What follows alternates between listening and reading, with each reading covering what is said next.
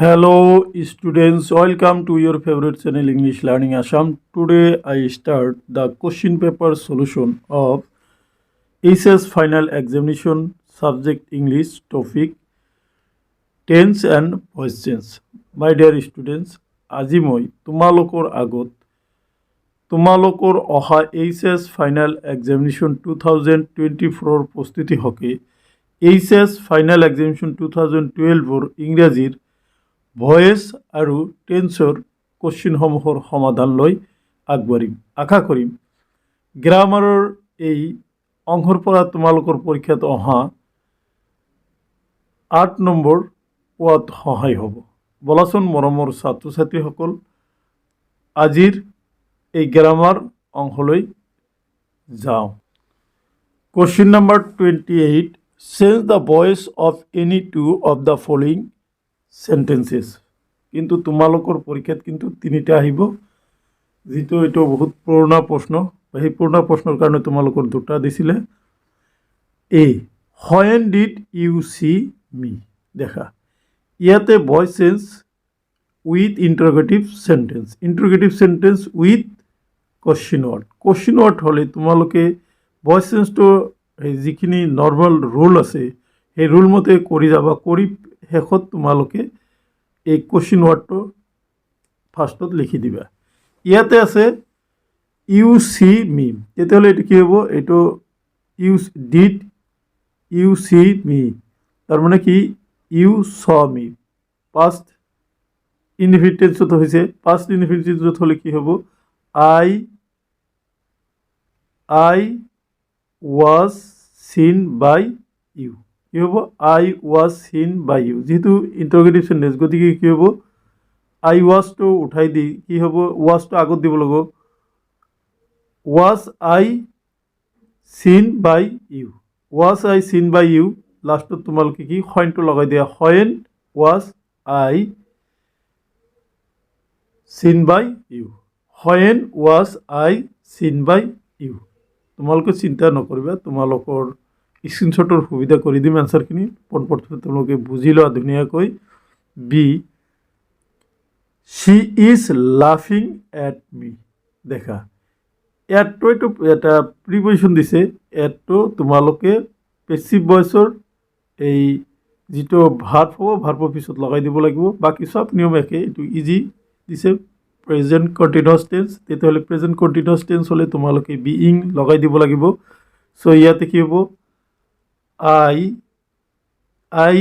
am being loved, LAUGHED, loved at by her. I am being loved at by her. Okay, নিশ্চয় তোমালোকে বুজি পাইছা। Now come to question C, you are no to me। এইটো দেখা no, নোৰ পিছত two হয়, এইটো passive ভইচত আছে। গতিকে I know you, I know you হ'ব। এইটো টুটো এইটো বাইৰ পৰিৱৰ্তে যিটো ন বাৰ পিছত টু হয়, গতিকে I know you। তোমালোকে এইটো লিখিব লাগিব কি? I know you। Now come to D, ডিত আছে এণ্টাৰ বাই দিছ ডোৰ, এণ্টাৰ বাই দিছ ডোৰ। ইয়াতে চোৱা, এণ্টাৰ মানে প্ৰথমতে যদি ভাৰ্বেদি কোশ্চিন আৰম্ভ হয় বা সেন্টেন্স স্টাৰ্ট হয়, ভাৰ্বে দিয়ে যদি সেন্টেন্স স্টাৰ্ট হয় তেতিয়াহ'লে সেইটো হ'ব ইম্পেৰেটিভ সেন্টেন্স।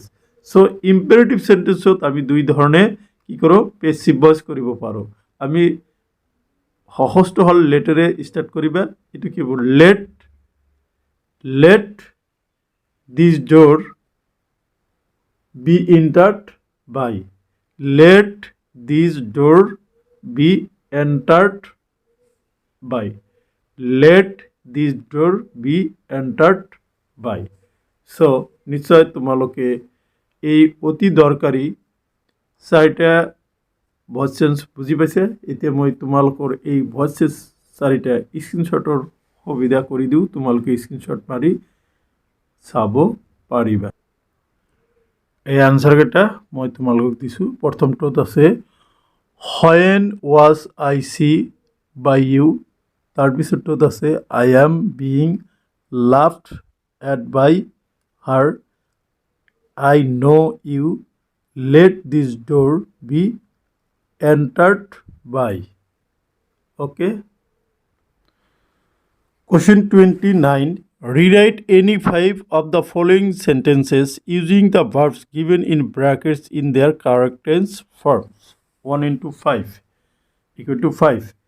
যে কি কইছে ব্রেকেটর ভিতর দেয়া ভার্বর শুদ্ধ করি আকৌ লিখা দেখা এ নম্বর আছে honesty be the best policy honesty be the best policy this is প্রভাব ফকরা যোজনা এটুত কি হ'ব বা general truth honesty is the best policy আমি এইটো সাধারণ বাক্য বা ফকৰা যোজনাৰ নিচিনা তো এইটো কি তোমালোকে কি লিখিব লাগিব অনেস্ট্রি ইজ দ্য বেস্ট পলিসি গতিকে বিটো উঠাই দি তাতে বন্ধনী আৰু বি উঠাই দি তাতে তোমালোকে ইজ বহাই দিবা so honesty is the best policy okay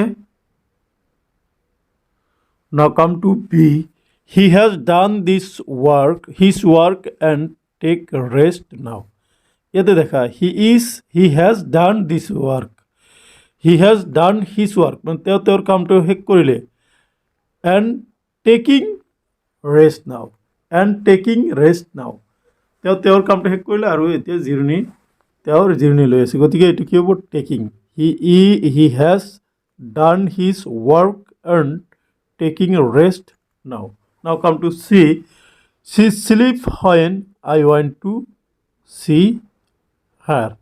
ইয়াতে দেখা আমি জানো কি যে when, while আৰু as এই তিনিটা শব্দ যদি কোনো এটা সেন্টেন্সত থাকে মই কেইবাবাৰো কৈছোঁ যদি কোনোবা সেন্টেন্সত when থাকে বা while থাকে বা as থাকে তেতিয়াহ'লে চাবা যে দুটা টেন্স দি আছে দুটাৰ এটা টেন্স হ'ব ফাৰ্ষ্ট কণ্টিনিউয়াছ আৰু এটা হ'ব ফাৰ্ষ্ট ইনডিফিনিট তোমালোকে ইয়াতে সাৰ্চ কৰি থাকে এইটো কি আছে when I went to first ইনডিফিনিটটো দি আছে গতিকে এইটো নো ডাউট একেবাৰে নিঃসন্দেহে এইটো ফাৰ্ষ্ট কণ্টিনিউয়াছ হ'ব সো she was sleeping চিৰ লগত was হয় she was sleeping when I went to see her okay now come to D. A black and white dog bark now. Now this is present continuous tense হ'ব but ইয়াতে black and white dog মানে এইটো এটা ডগৰ বা কুকুৰৰ কালাৰৰ কথা কৈছে black and white কৈছে এইটো কি কৈছে এতিয়া ফুকি আছে ফুকফুক কৰি আছে মানে শব্দ কৰি আছে so a black so this is present continuous tense a black and white dog is barking now. A black and white dog is barking now. Now come to question E.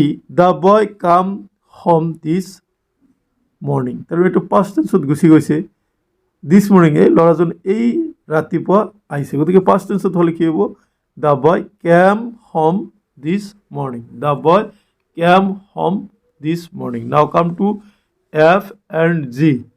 F নম্বৰত আছে যে the bell ring before the teacher came এইটো দেখা বিফোৰ আৰু after থাকিলে এটা হ'ব first perfect আৰু এটা হ'ব past indefinite you see that this is in past indefinite the teacher came to past indefinite গতিকে এইটো ফার্স্ট পারফেক্ট হ'ব the bell had rung RUNG the bell had rung before the teacher came. The bell had rung before the teacher came. Next, G. If I be a bird, I would fly in the sky. It is a condition বুঝাইছে. If I were a bird হব. If I were a bird, I would fly in the sky. Now come to the last question. He come in a few minutes. It is future tense বুঝাইছে তেওঁ আহিব আমি কৈ থাকোঁ না 2-1 মিনিটতে আহি যাব অলপ সময়ৰ ভিতৰত তেওঁ আহি যাব গতিকে এইটো ফিউচাৰ ইনডিফিনিটত আছে গতিকে তোমালোকে লিখিব লাগিব কি he will come in a few minutes he will come in a few minutes so' এইখিনি আছিলে আজি মই তোমালোকৰ আগত আগবঢ়োৱা 2012 এক্সামত অহা ভইচ চেঞ্জ আৰু কাৰেক্ট এনচাৰ কুৱেশ্যনৰ সমাধান। এতিয়া মই তোমালোকক এই কাৰেক্ট এনচাৰৰ কুৱেশ্যনখিনিৰ সমাধানখিনি বা চলিউশ্যনখিনি স্ক্ৰীনশ্বটৰ সুবিধা কৰি দিম। তোমালোকে স্ক্ৰীনশ্বট মাৰি তোমালোকৰ ওচৰত যদি কুৱেশ্যন পেপাৰখন আছে ৰিজাই চাব পাৰা।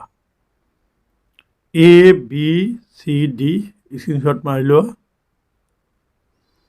EFGH এইখিনি তোমালোকে স্ক্ৰীনশ্বট মাৰি লোৱা। চ' মাই ডিয়াৰ ষ্টুডেণ্টছ, এইখিনি আছিলে আজিৰ ভিডিঅ'ৰ বিষয়বস্তু। মই আশা কৰিছোঁ আজিৰ ভিডিঅ'ৰ বিষয়বস্তুখিনিয়ে তোমালোকৰ অহা পৰীক্ষাত গ্ৰামাৰ ছেকশ্যনত সম্পূৰ্ণ নম্বৰ কেৰি কৰাত সহায় কৰিব। ধন্যবাদ।